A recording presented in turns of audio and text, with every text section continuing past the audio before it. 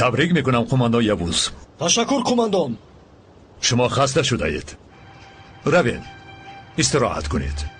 اطاعت قماندان. بروید.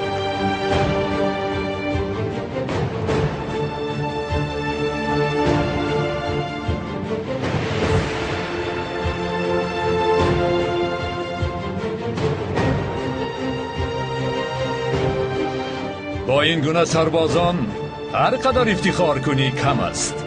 تشکر قماندان. این کار را مخفی و بسیار با احتیاط پیش میبریم، گویا که چیزی نشده است. با آنها هم بگویید ندیده اید، نشنیده اید، نمیدانید. خب ببینیم عاقبت این کار چی میشود.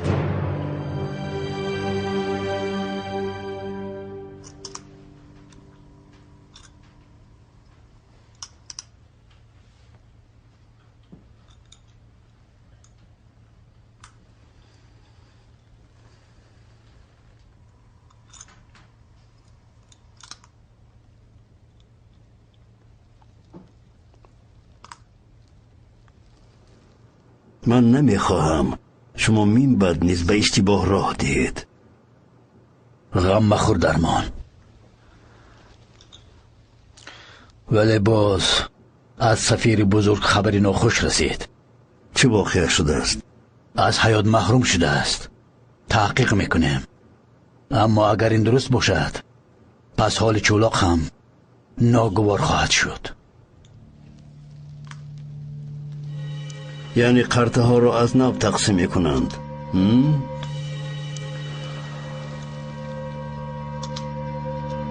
این طور باشد نقشه میدوز قبل از مهلت آغاز می شود. بگذار همه آماده شوند. من به اشتباه راه دادن نمیخواهم. فهمه.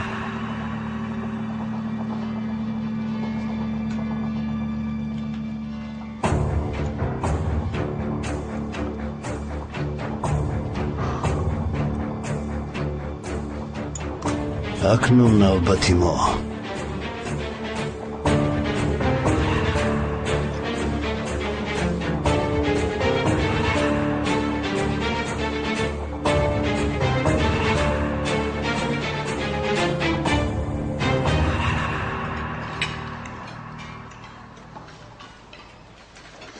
اشتهایتان بچه ها. تشکر قماندان. تشکر قماندان.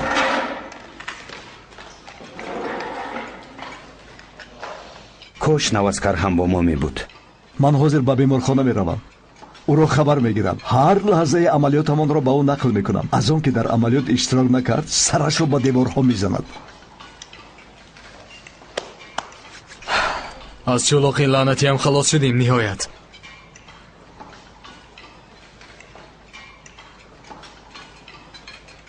یک چیز گویم.